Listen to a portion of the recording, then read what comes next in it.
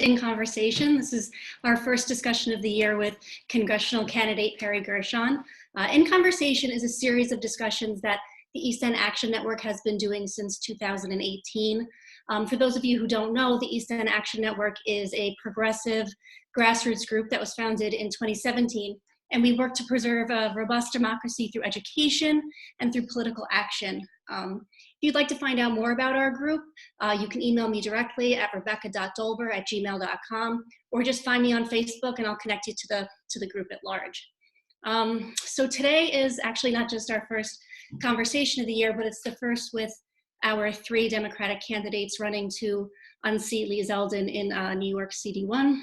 Perry's no stranger to the EEAN Action Network. He's not only sat down with us for interviews before, but he's attended rallies and demonstrations alongside all of our members. Actually, Perry, that's where you and I first met back in the day. It feels like 1,000 years ago. You did, didn't we? We met at a park at when Zeldin came. I'm sorry, when Trump came, and it was the day he told the police to beat up immigrants, and basically, and we went to a protest for that, as I recall. That's right. That's right. I remember that very clearly. Actually, it feels like 1,000,000 years ago, but just yesterday. Yeah. And you even put in a team with us for our charity bowl, Pins for Perry, which you swept. You won. I think we won. Yeah, I'm still not sure how we did that. So we're excited to have you here with us again. So welcome back, even if it's only on screen. So are you wearing sweatpants? Or are you wearing real pants? No, I'm wearing real pants. Okay, good. You're one up from me.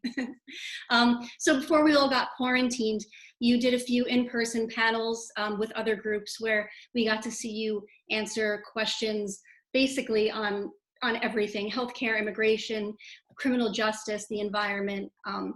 Our friends at Peer did a survey where all of you guys answered a bunch of questions on, again, just about everything. And I posted that to our Facebook page. So if anybody who's listening now hasn't seen that, I encourage you to go and look at that, because it really will answer a lot of questions that you have about where Perry stands on things, and perhaps will spur some more questions for you to ask tonight.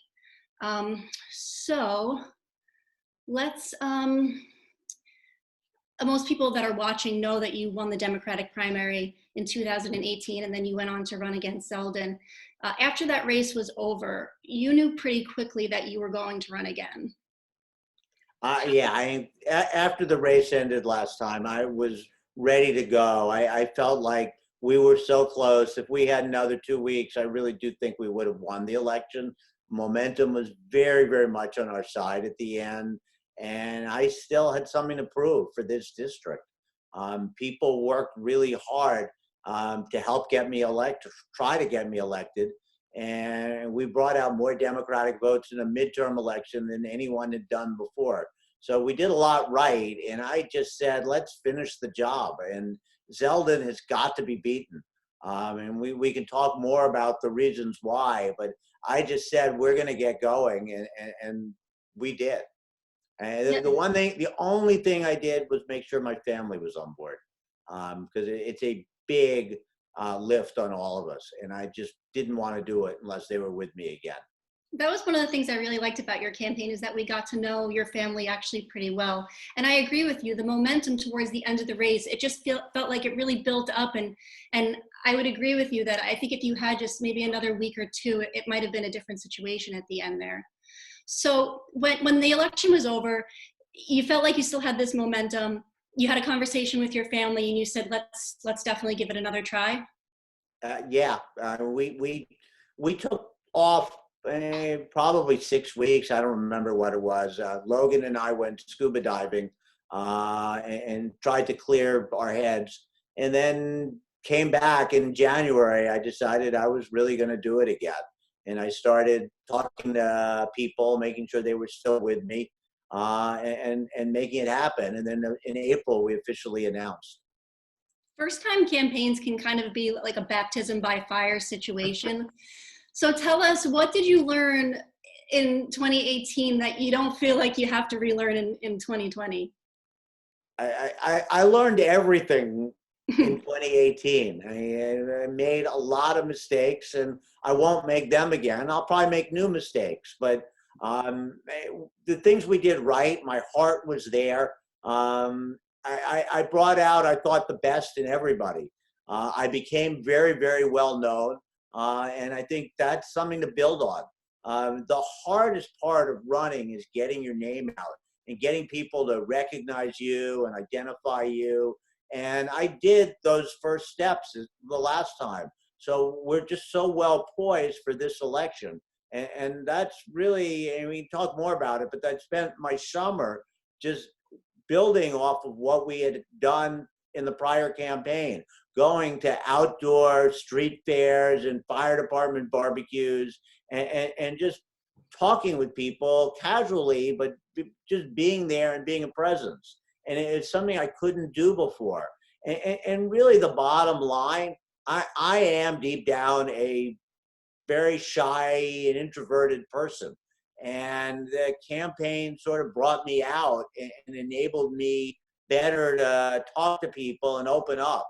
And that's something that I'm hoping we get to continue. I think the momentum we've had before coronavirus was all going in that direction. And when people go into a voting booth, they want to vote for someone they're comfortable with.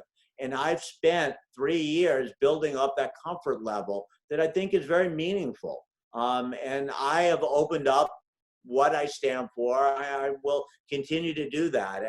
No question is ever too much for me.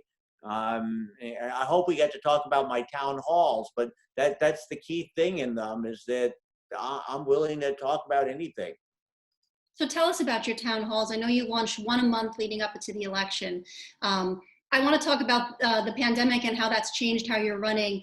I know that you're doing those virtually now, but talk about the town halls, and then talk about how this campaign is going to be different from the first one. You have this momentum. People are now recognizing your name. What you have this foundation to build on. So now what for you? So we started doing the town halls in September. And the bottom line is Zeldin doesn't have town halls. He's afraid to face people. And what better way to bring that out than to start holding town halls myself and inviting people to come. We did the first one in September in Shirley, and we had 60-something people there. And it was just a great turnout. And it was definitely activists, but it was also just regular voters, not all Democrats. We sent postcards out to a large chunk of the local electorate to bring people there. And even Lee Zeldin sent his plant people with a few questions, which I was prepared to answer, and we called on them. Mm-hmm.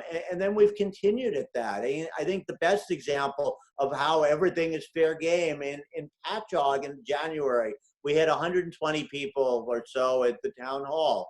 And there was a guy in the front row in a MAGA hat. And I called on him. I said, why not take his question? And sure. I'm not afraid. And that's one of the things we're trying to show. Zeldin, on the other hand, doesn't hold public town halls. And when he has people together, he limits who can get in. He pre-screens every question. And that's just not the way to represent people. Mm-hmm. Yeah.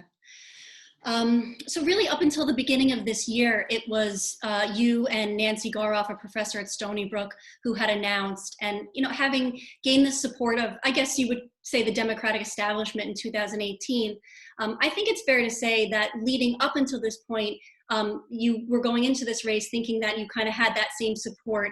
But then we had a legislator join the race, Bridget Fleming. And I'm wondering if once she joined, did that change how you were running your campaign at all, now that you had another sort of known voice that, you know, had already been in with on electoral boards and maybe had some of that support shifted away at all? Like, how did you manage that? I don't think it really changed anything. The point of what we're doing is that I'm going to be me. Mm-hmm. I do what I do, and I'm focused on how do we beat Lee Zeldin. And my mantra is I am the best candidate of the people in this primary to go up against Zeldin. I'm not afraid of him. I faced him before, and I keep making that point. I looked him eye to eye at 4 debates, and the last 2, he went aside whimpering. He just, he was, he, I don't want to say he was intimidated, but he felt my presence, and that's a big step. And there's no doubt in my mind Lee Zeldin would rather face one of the other candidates. He's got people who follow me with a camera at every event I go to. And it's one of the one nice thing about coronavirus is that I don't have a Zeldin tracker following me all the time, which is, thank heaven for small comforts. But did the third person or fourth person in the race change anything? Absolutely not. It's the same race, and I'm here to beat Lee Zeldin. So speaking of Lee Zeldin, the general election between the two of you got pretty nasty at the end of it. How do you run a fair and clean campaign when you're competing against such a dirty opponent? That's a great question. And the second time, I'm a little more eyes wide open. Mm-hmm. I sat down with Tim Bishop after I won the primary, and he said, prepare for something that you could never expect. And Lee Zeldin will be as blatantly dishonest as anything you've ever seen, particularly in dealing with you. And I didn't quite get that until I saw it in action, when he would make up stories about my investments and other things about me. There was no truth to it. So this time I'll call him out faster. And we will just continue to focus on Zeldin's blatant disrespect for this district. He is still the same Lee Zeldin who voted against New York when it came to the SALT cap in December. And a current example, and I think it's a good one. Yesterday, Mitch McConnell basically said New York and other blue states can go bankrupt before the federal government is going to support them in the coronavirus epidemic. Pete King, to his credit, immediately took to Twitter and said, absolutely not, I want no part of this. Lee Zeldin hasn't said a word yet. That is no way to represent New York.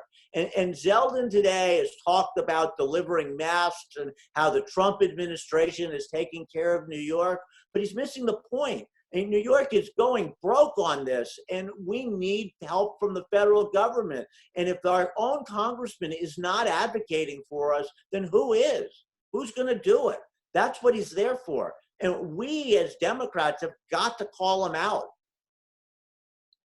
So back to the question, I mean, am I to assume then that part of your strategy, I mean, is to not transition his supporters? I mean, like, if they're not going to hear the truth and you're speaking the truth, is it what you just said, like, about galvanizing Democrats then to your cause? It's a mix. And you look at Long Island, and Long Islanders have an independent streak to them. And I think people are going to gravitate to the candidate who they're most comfortable with. And they're certainly partisans. They're Democrats who will only vote for a Democrat. They're Republicans who will only vote for a Republican. The people who Donald Trump says, if you shoot someone on Fifth Avenue, will continue to follow him. We're not going to win those votes. They're with Trump. They're with Zeldin. Okay. But there's a other group of people who are independent-minded, and those are the votes I want to get. That's how we win elections in New York 1. The Democrats will get Democrats. We need to drive turnout. That's another part of it. We did that very well last time. But we also have to tell a story that appeals to independent-minded Long Islanders. And I am here. I'm a non-government person. I'm a businessman for 25 years who started small businesses. Here we are entering an economy that's got high unemployment, and New York won. Long Island was underperforming the nation before coronavirus. Right now, we're desperate to bring jobs and money back to this region. And I have business experience that will help do that. And Zeldin has been a government person all his life. He's never had an independent job where he's had to start a business and make ends meet. And that's a important distinction. And if we need to rebuild this economy, I do have what it takes in this new world. That's aside from all of the stuff we talked about before. So let's talk about that. I mean, that's the big question right now is reopening the economy. What are your thoughts on that? How do we do it? When do we do it? Um, well, it's a great question, and I'm not going to venture to answer directly because I don't know when we do it. Why don't I know? Because we haven't tested who's infected by this virus. We have no idea how prevalent it is in the population. I can tell you a few things with certainty. Number one, Donald Trump blew it in that he had about 90 days from when we first learned about coronavirus to when it hit. And we should have been preparing for it, preparing tests, preparing PPE. And other countries in this world were prepared. South Korea and the United States had their first case of coronavirus at the same time. And we were not able to deal with it, and they were. So something isn't right in what we did. But let's fast forward to today. We're still not able to test enough people in the population for us to know how prevalent it is. Today, news came out that 20-ish% of New York City, 17% of Long Island is testing positive for antibody to coronavirus. And it's early, we don't know what the real figure is going to be, but that's a huge number. It means this thing was infecting many, many people before we even knew it was here. And Trump went on TV and said 0 cases in America. Well, there were probably 50,000 cases in America that we hadn't detected. So there's something not right. And if we're going to get our arms around it, and Trump likes to call it the invisible enemy, it's invisible because we're blindfolded. We need to take our blindfold off and know who's infected and then be able to trace who their contacts were. If we don't have a vaccine, we have to be able to contain it every time it comes out. And that's going to take time and effort before we're ready for it.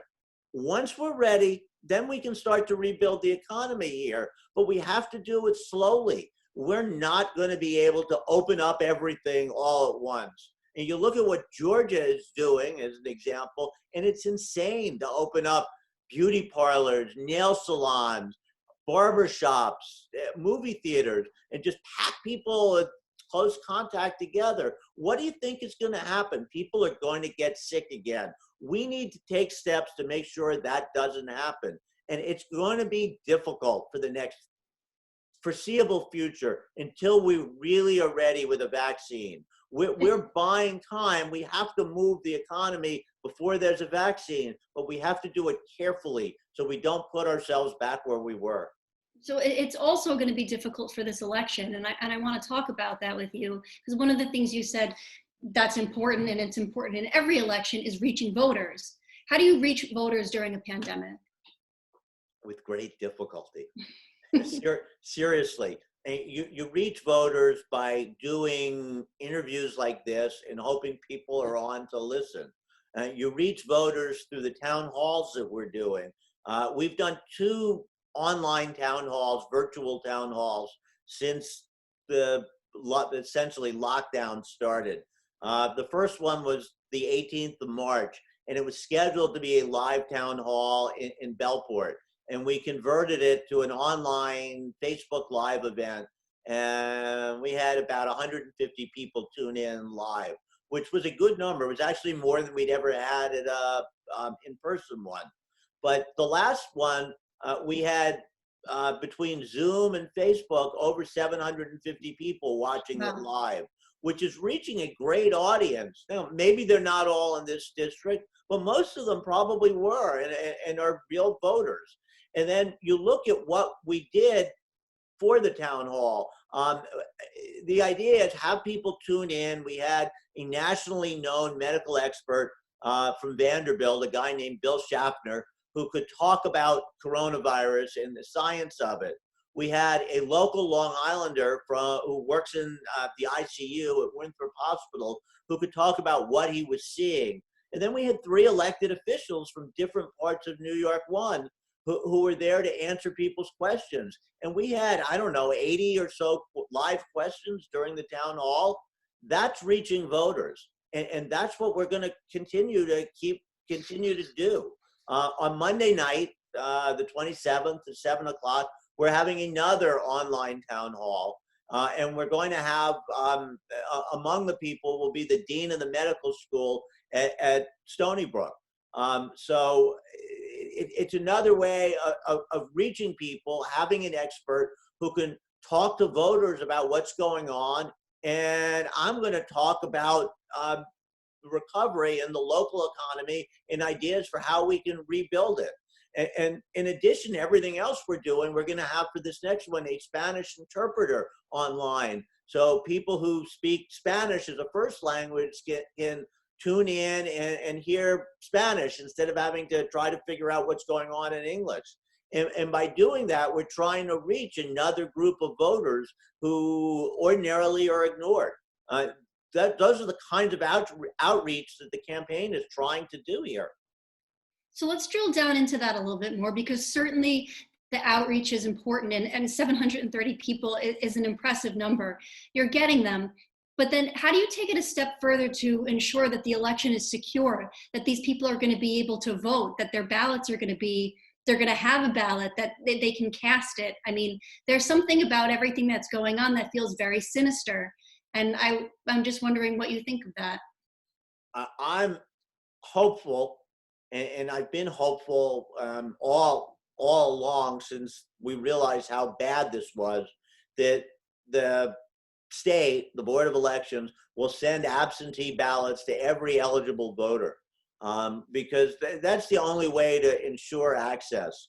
Cuomo took a good step forward to start the process by saying that New York could have no excuse absentee voting, that if you requested anyone could request an absentee ballot and they would be able to vote without having to have an excuse for it, as the law generally requires.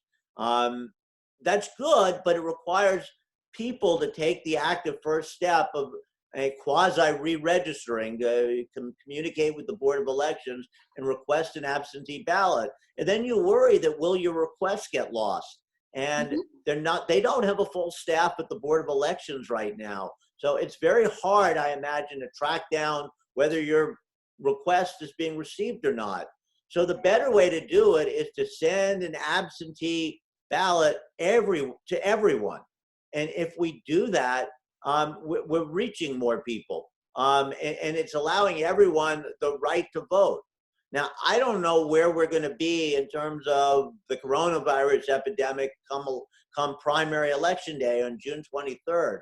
But if everyone has an absentee ballot, at least they can mail in their vote and cast a vote that way. And we're providing fair access.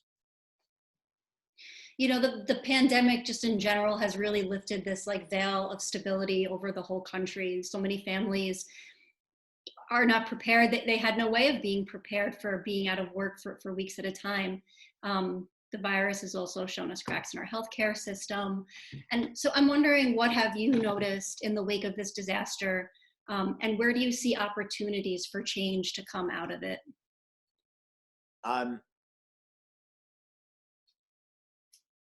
Can you repeat that? Sorry. Just speaking to how the virus has really sort of exposed things about our country, about how unstable maybe a lot of our families really are. And so I'm wondering, now that that veil has been lifted and and we can see the cracks, what opportunities do you now see could you see from change? There will be good things that come out of this. There's certainly seems to be an acknowledgement on both parties' side, and in particular the Republicans, that there's a role for government.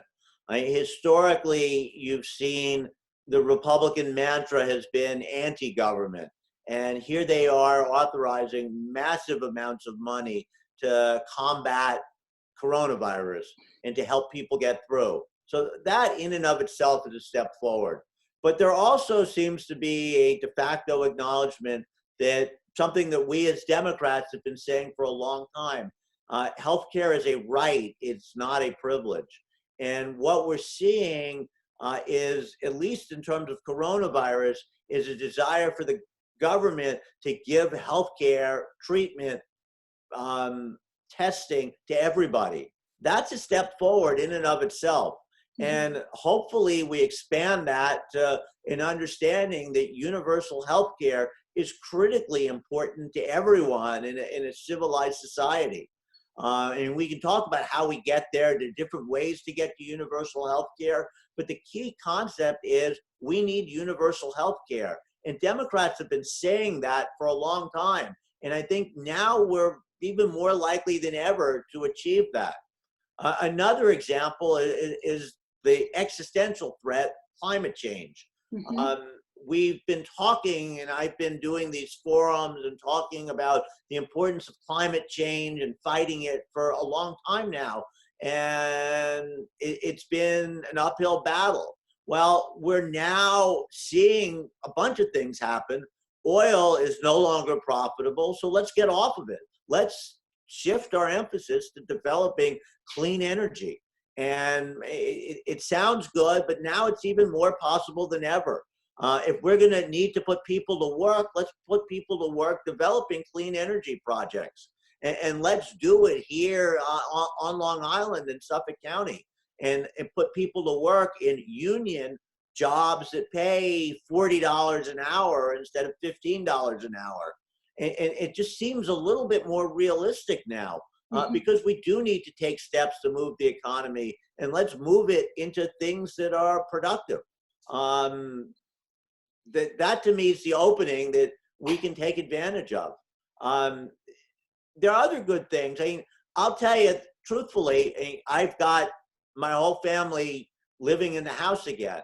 My two kids are here. Logan moved back from Setauket because the office isn't open right now. And Marshall's home from school in New Orleans because school's closed. And quite frankly, I'm enjoying hanging out with my kids again. And we're having family dinners every night. And I think other people, I hear stories like that from many people. And that's a good thing. Americans are eating better now. I've read that. Some of the junk food that people ate before is just harder to get. So we're eating a better diet. So maybe we can learn a few good things from this. And I'm trying to be the optimist, but there are good things. No, I appreciate that. And we need some optimism during this. It's funny, my next question is not necessarily so optimistic, but I'm gonna say, pandemic aside, that like over the past 4 years, it's so much has changed. And I feel like the people who reacted the strongest to Trump's election, the resistors, people like me, people like you, we knew what was coming. That's why we showed up. But now that we're here and looking back over the past 4 years, it's absolutely staggering. And I know it's a big question, but can you speak to the transition that we've undergone as a nation as a result of the Trump presidency and what you see as a roadmap to moving forward? What does that look like for you? How is it achieved? How do you unite people again after we've just become so divided? Well, we're going to have an election in November, and the top of the ticket is going to be Donald Trump against Joe Biden. And Joe Biden is all about reuniting the country. So you start with the number one ballot line is, do you want a united America or do you want a divided America? And I know what you and I hope the outcome's going to be, but that is essentially the question. Donald Trump is doing nothing to unite us. He doesn't pretend to unite us. He attacks Democrats at every opportunity. And Joe Biden talks about bringing America back together and how we're better than that. We're better than what we've seen the last 4 years. And that is my best reason for optimism. Hopefully we come out of the next election with a Democratic majority in the House, the Senate, and a Democratic president. And then guess what else we can do? Let's work together. Instead of doing what the Republicans did when Trump won and ramming policy down our throats, let's try to encourage cooperation, which is what Joe Biden is running on, and bring this country back together for good and for progress and to take care of people. It's such a clear dividing line between two visions for this country. And I know which part I want to be on. I'm on Team Biden right now. I want to reunite America. That's why I left my job 4 years ago or 3 years ago and said, I'm going to run for office. We have the most divisive president we've ever had.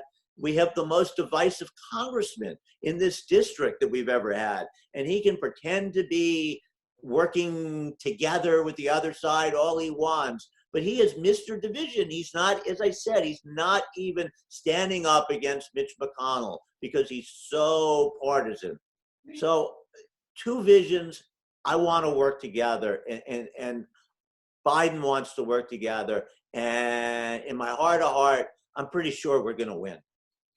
So it also speaks to the question of, and this is what I hear a lot of chat about between Democrats, progressives, especially in the context of when we had more people running for president, is do we try to go back to normal? Or do we use this as an opportunity to create bigger change that we all know we need and want? There is no normal. Normal is out the door. It's all change. But change can be cooperative change. It doesn't have to be battles. Americans are tired. When I spent the summer talking to people on the street, there was such a sense of exhaustion with the fighting and the divisiveness. It's time to remember we're all Americans. We're all suffering from coronavirus together. And unfortunately, certain parts of our population have been hit worse so far. But I'm not sure that's even going to stay consistent as it spreads into some of the other communities that don't have the population density that we do. I think coronavirus is blind to who it hits at the end of the day. And Americans are going to be exhausted and have a desire to come back. And we're stronger when we're together. American ingenuity did all kinds of good things. There's so many inventions that have come out of this country, and they've come out of this country because of the cooperative spirit, not because we pitted one American against another. And I think that there's such an opportunity now for progress that the new normal will be a more progressive one. And I don't think I'm alone with that point of view. Well, my first half hour with you is up, but I do have one more question before we throw it to our members and the people who have tuned in, which is, the East End Action Network is not affiliated with any political party, but when moments and ideas align, we join forces. And so my question for you is if you win the primary in June, is it still in June? Did they change it again? How can we help you in your efforts to beat Lee Zeldin? The way we beat Lee Zeldin is to stick together as Democrats and try to engage people to bring more people into the tent. So showing the willingness to work with the other side, staying open to new ideas, and also trying to drive turnout.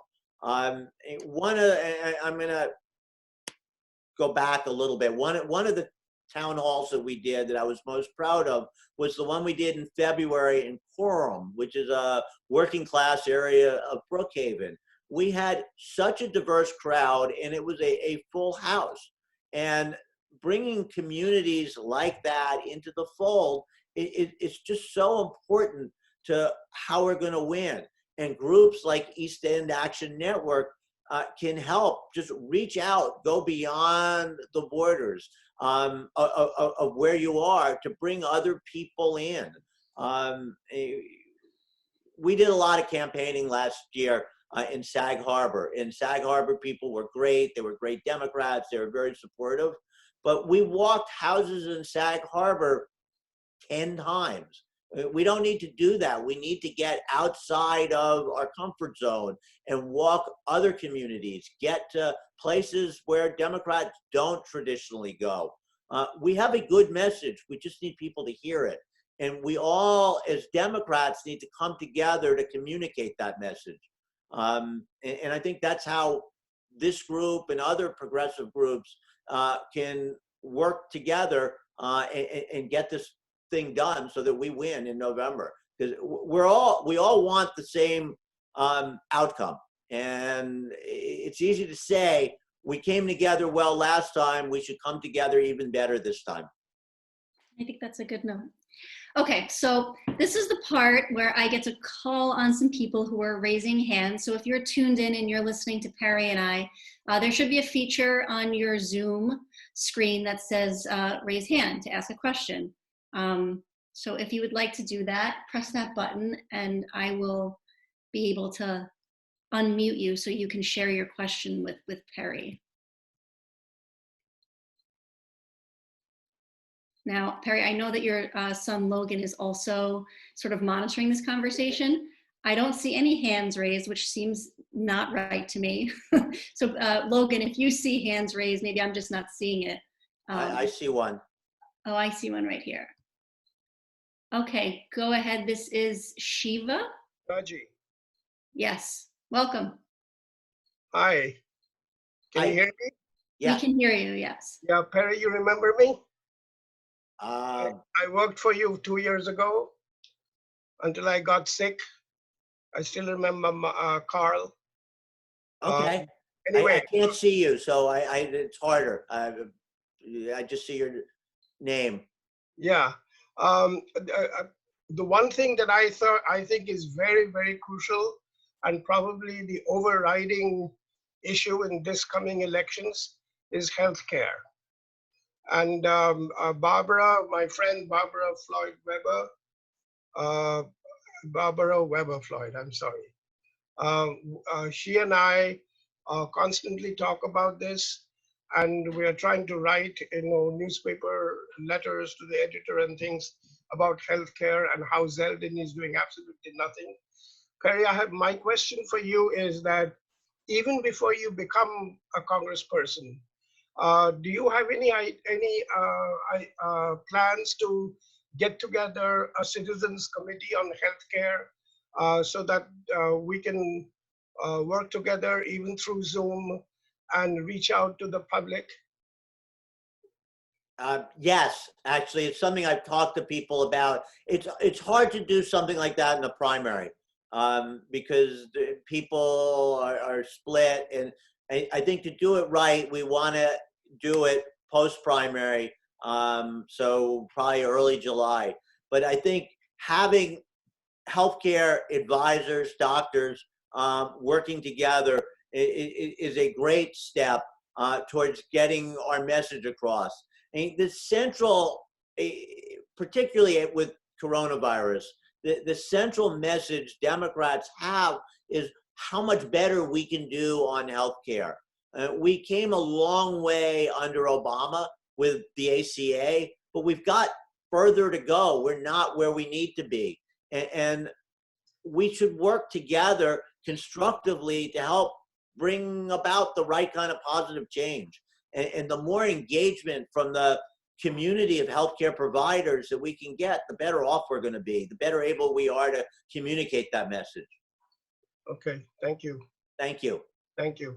Thank you. Thank you for your question. Would anybody else like to ask a question for Perry? We've got a bunch of people here. Okay, let's see. Patty Callan. Hi, welcome. Hi, Becca. Hi, Perry. Hi. My question is about fundraising. We know that Zeldin has a lot of dark money from the Trump people. How are you gonna, I guess, formulate a plan for fundraising against him? If you go back to the 2018 election, we did a very nice job of fundraising and being competitive. And for 2020, I know we're going to do much better. And I've said that right from the start. Among the battles that we had last time was convincing people that this was a winnable district, because we went into or came out of 2016 down so far. Trump won by 12, Zeldin won by 16. So we had to rebuild confidence that this was winnable. And we did that through the last campaign. Right till the end, we lost by 4 points. It was closer than that. During the election, we felt like we were going to win, and a lot of people thought we were going to win. So based on that, the DCCC, the Democrats in Washington, made this a target race in September. Well, this time, this is a target race already. So we're going to get a lot of people on board nationally as soon as this primary is over. And that's going to help. But we can't take anything for granted. We have to keep pushing. But I'm very confident that the national drive is here this time. It wasn't quite there last time. And to add one thing to that, Lee Zeldin's role during the impeachment hearings was difficult on Democrats in the House. He made a lot of enemies, and he has a target on his back. And I think there's a desire in DC to get Zeldin out, because he, despite anything he says, he's not known as one of the people who look to cooperate with Democrats. He's about as partisan as they come in Washington. He is the problem. And people get that, at least on our side of the aisle. So there's going to be a lot of help that we didn't have the last time to getting Zeldin out. And that's going to make us that much more competitive on the fundraising side. Thank you. Thank you, Corey. We're going to go to Doreen next. Doreen. Hi, Doreen. Doreen, can you hear us? Okay, how She's still about, muted. pardon? She's still muted. I can see the. Let's see, I'm unmuting her. Not working. Oh, there it goes. Okay, can you hear us, Doreen?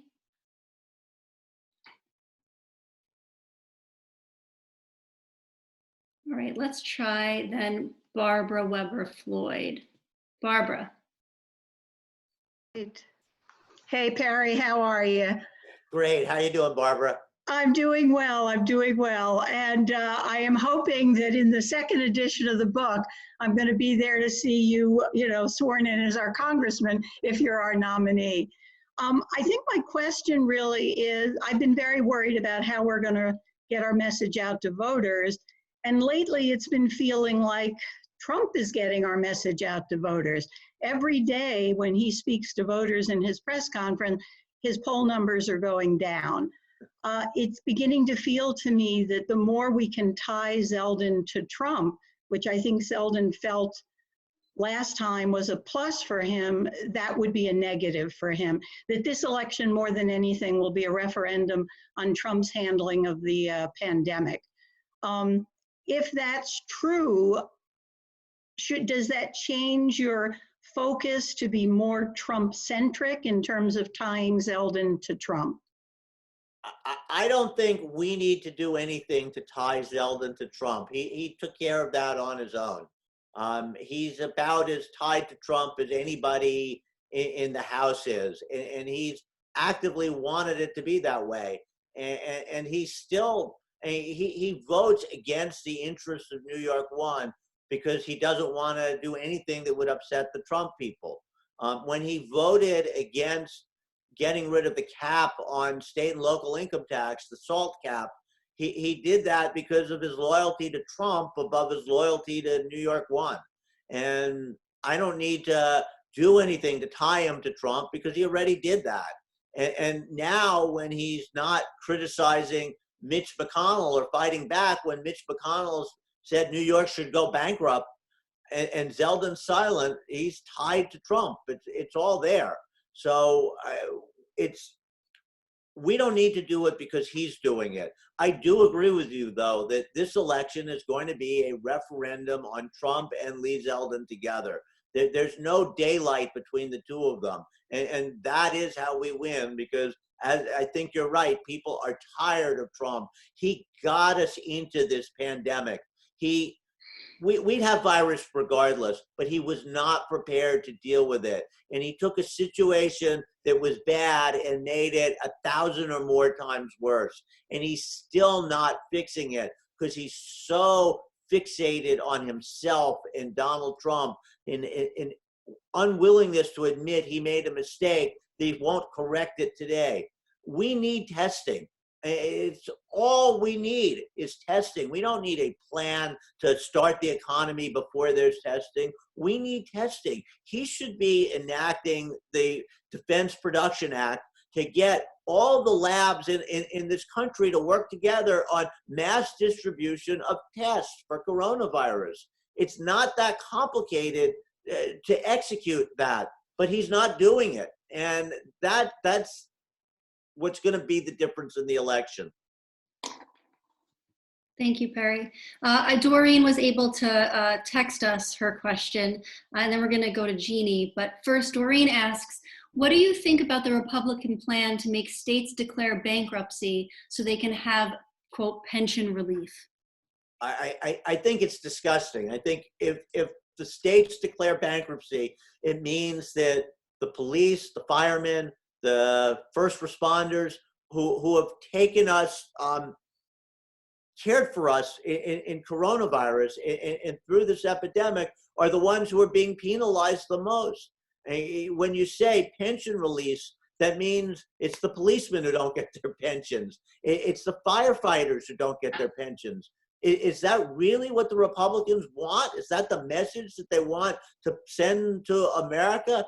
I don't stand for that. I think that's terrible. If I were the representative of New York 1 now, regardless of what party I was in, I'd be raising my hand and screaming. And Peter King is doing that. Tom Suozzi is doing that. I don't know why Zeldin isn't, but we should call him out again and again and again, because he is putting his partisanship to Trump and McConnell above New York, and we should make sure he doesn't get reelected for that alone.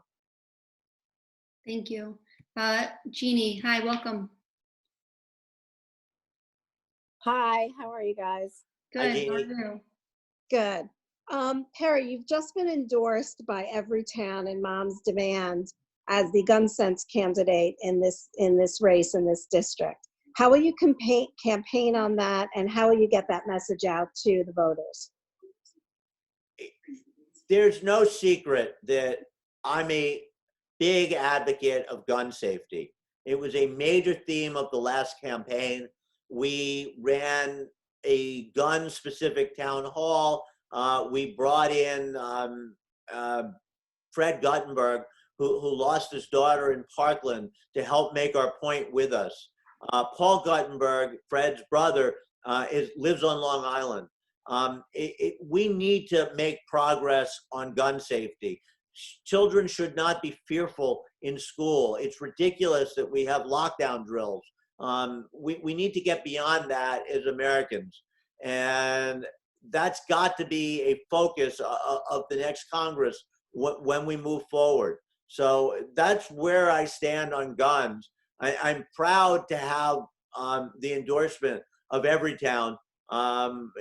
Admittedly, all the primary candidates, me and Nancy and Bridget, have that. I don't want to toot my horn for something that's not distinguishing. But for all of us, it's a democratic issue. It's a huge thing that differentiates us from the other side. And people have the right to their guns for hunting, to defend themselves, subject to their passing a background check. But we should make everyone who buys a gun pass a background check. There can't be exceptions. That's all we're asking for. It's so simple. And people on the other side like to mischaracterize the Democratic request. It's very simple, but we've got to move forward. It's been too long. Mischaracterizing the Democratic request just is a common thing that pertains to most issues that we discuss.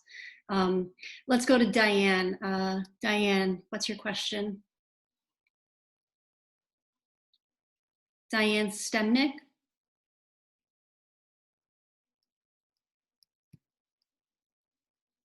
Diane? Oh, we lost her, I guess. Okay. Let's see. Anybody else have a question for Perry tonight? We have a few minutes left if anybody else would like to ask. Let me try Diane again. Unmute. Or Diane, maybe you could text it if you can, if the volume's not working.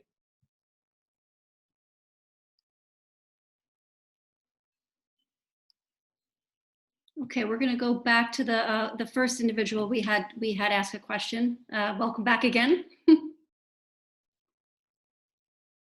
Maybe it's me. I think you're muted.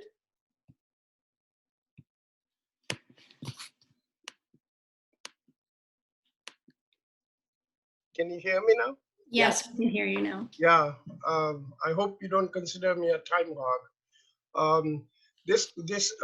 Perry, there are many people, and I used to be, I am actually one of them, who've believed all through their lives that business people do not make great politicians, and that's my bias, my prejudice.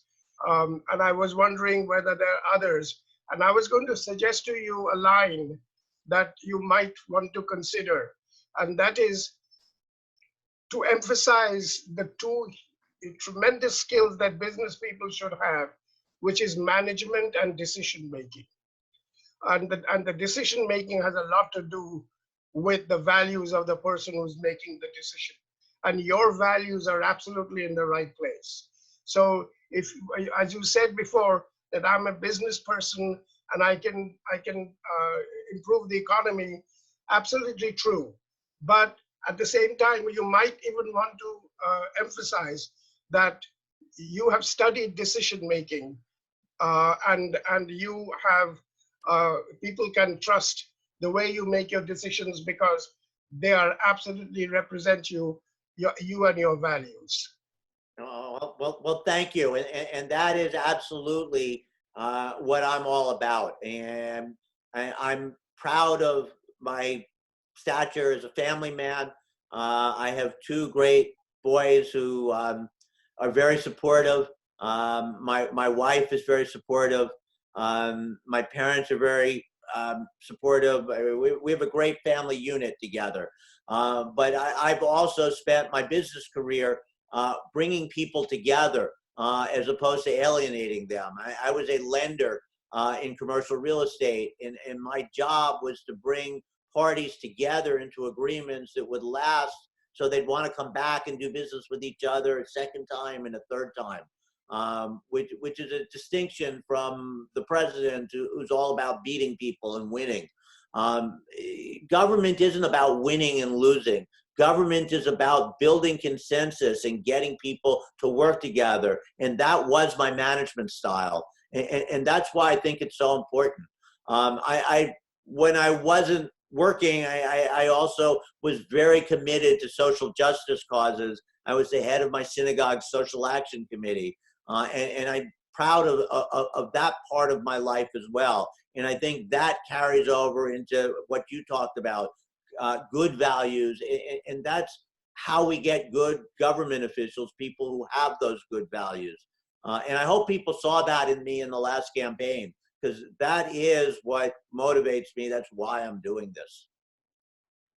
I think people did see that, Perry. And I want to give you a chance, since we're nearing the end here, and it seems like we exhausted all of our questions. I think Diane's question is there if you want to. The Q&A? Yeah. No, I don't see it. Do you see it? Yeah. I see a Doreen question. Oh, this is Diane. If you would like to read it, if you can see it. I'll read it. Yeah, Lee Zeldin has been boasting about getting PPE for Long Island. Do we know if it's actually being distributed or if it's being intercepted by Homeland? From what I can tell, it is being distributed. Zeldin was tweeting this morning pictures of trucks being unloaded. And Steve Ballone has thanked Zeldin for his efforts. So I think sincerely, Zeldin has helped bring PPE here.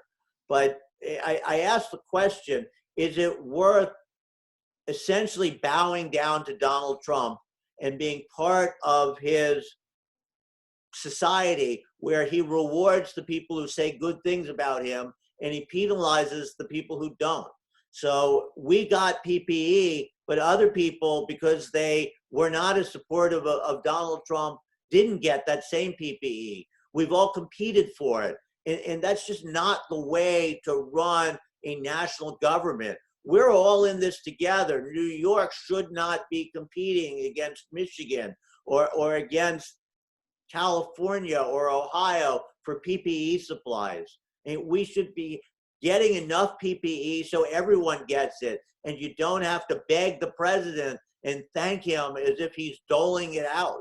And that's what's wrong with what's going on right now. And Zeldin is being part of it, but perhaps he has to, because that's how Trump is giving PPE out. But we got to be better than that as a society. We're all in this for the country. Donald Trump should be working for all Americans, not working for the dictatorship of Donald Trump. Another question we have that came in, how do you feel about protesters who want to open up the country and are confronting healthcare workers and calling them fake nurses and traitors? Healthcare workers are an important cog in what's going on, and how we fight this virus. They are our front line. So I am 100% with healthcare workers. Is there anything else you'd like to touch on while we have you here? I know that we didn't get a lot into policy because I personally felt like you've talked about it before. We have a great worksheet that states, everywhere you stand on things. I kind of wanted to talk more about what was happening right now and the race. But if you'd like to take this opportunity to kind of close us out, anything we didn't cover, we'd like to hear. Thank you, Rebecca. Sure. I'd like to end on a good note.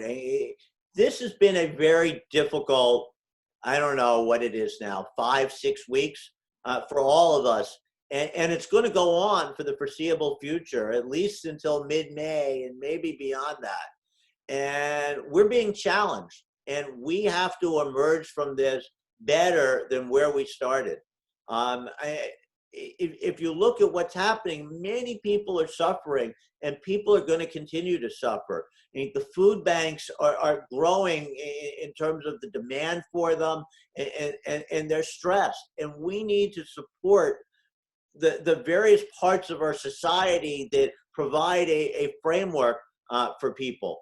And the more we can do to help our fellow human being here, the better off we're all going to be. We need to emerge from coronavirus as one nation, and I believe it's possible. I'm running because I have a vision of a better America, and I think I can be instrumental in bringing that to this country, to this region, to Long Island. I love what Long Island is all about. I think we're great cooperative people, and this coronavirus is bringing out the best of us in many ways, and it's got to continue. And let's just all stay positive. We are going to win the November election. Stick together, and we'll get there. And when we come to the June election, I hope to have your vote. I'm here for you. Go look at my website, perrygershon.com. Look at my Facebook page. Come to our town hall this Monday night at 7 p.m. You can go to perrygershon.com/townhall, and that's how you get in, and there are links there. But learn about our campaign. We're here for you, and we're going to beat Lee Zeldin this year. Thank you. We send a newsletter out every Monday morning, and we'll be sure to put that in there. So if you guys want to go, we'll put the link in. Thank you so much, Perry. It's always a pleasure to talk to you, and we wish you the best of luck. Thank you. Okay. Have a good night, everybody. Thanks for tuning in. Bye-bye. Bye.